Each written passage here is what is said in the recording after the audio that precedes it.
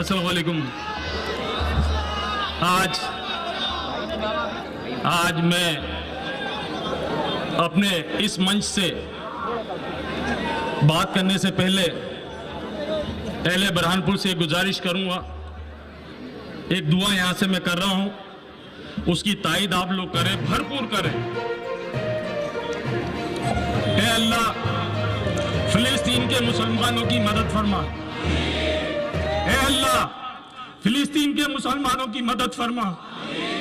ऐ अल्लाह, फिलिस्तीन के मुसलमानों की मदद फरमा और इन जालिम यहूदी नसरानी मुशरिकों को नेस्तनाबूद तबाह बर्बाद कर दे, नेस्तनाबूद तबाह बर्बाद कर दे, नेस्तनाबूद तबाह बर्बाद कर दे। मेरी ये दुआ और इल्तिजा प्रशासन से गुजारिश है कि जिस तरीके से हम यहाँ विरोध प्रदर्शन भी कर रहे हैं, इसके साथ साथ वो कम से कम प्रशासन ऊपर तक पहुंचा दे कि यहाँ का मुसलमान फलस्तीन के साथ खड़ा है।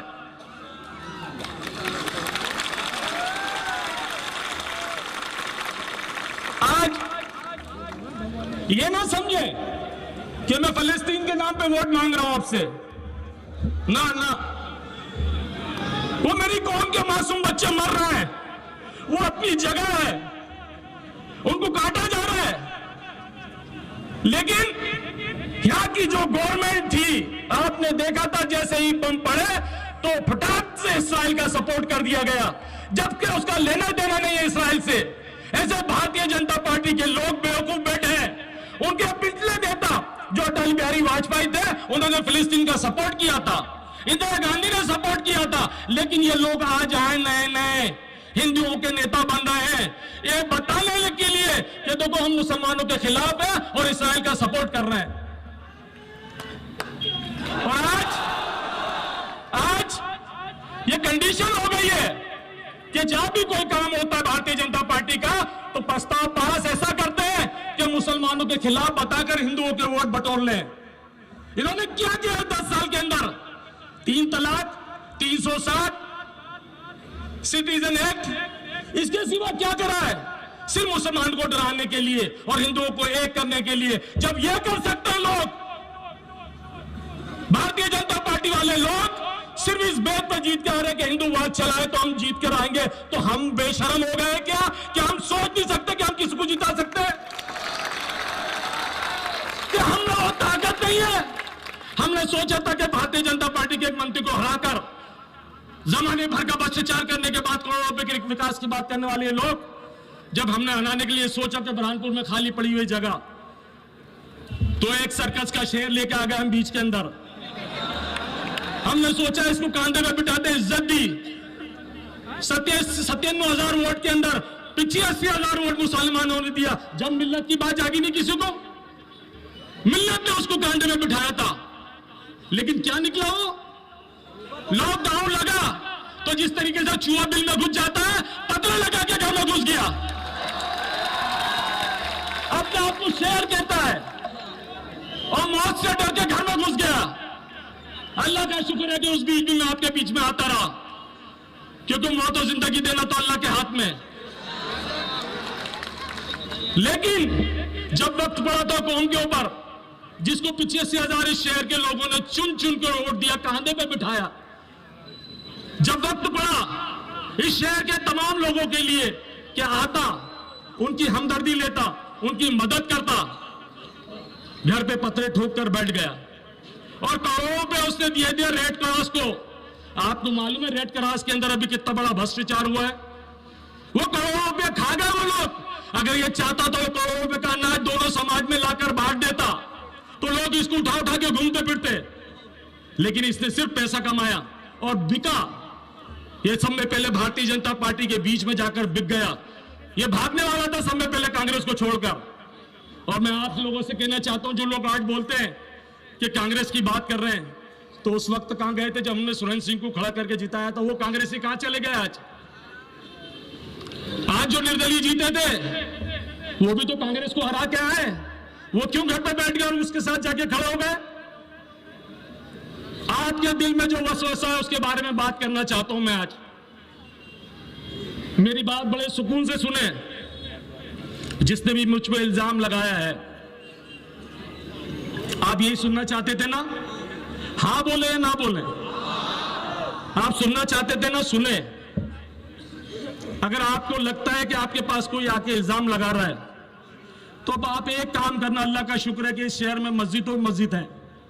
आप उसको एक काम, जैसे ही आप पे आके बोले कि नफीस मंशा खान ने 1 करोड़ रुपए लिया अर्चना चिट्टी से, तो उसको पकड़ना, पास की मस्जिद में लेके जाना, साथ में खड़े रह के वजू कराना, 2 रकात नफिल नमाज पढ़ाना खड़े रहकर उसको, और कहना दुआ कर, अगर नफीस मंशा खान ने अर्चना चिट्टी से 1 करोड़ रुपए लिया है तो अल्लाह उसको नेस्त नाबूद तबाह बर्बाद कर दे,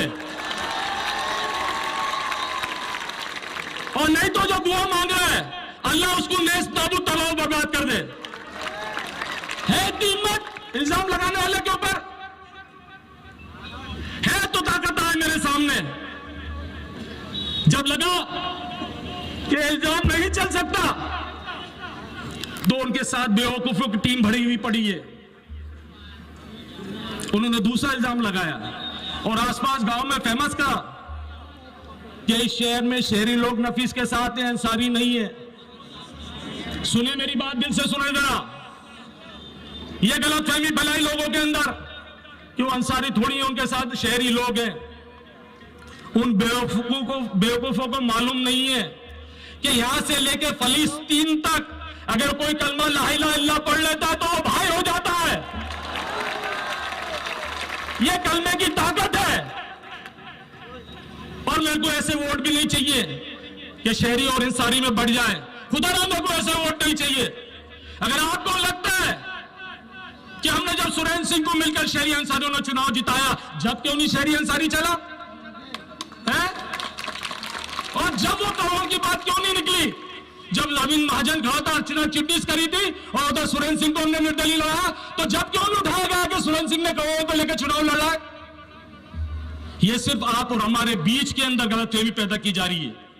दूसरी बात मैं कहता हूं, जब वो चुनाव जीत के गया तो आपने क्या वीडियो देखा होगा, वायरल चल रहा है, करनी सेना के उसके मंच पर बैठा हुआ है, और एक मंच था असदुद्दीन अवैसी साहब का, जिस मंच पर से वो बच्ची ने पाकिस्तान का नारा लगाया था, तो असदुद्दीन साहब ने माफी मांगी थी और बच्ची को नीचे उतार दिया था इससे।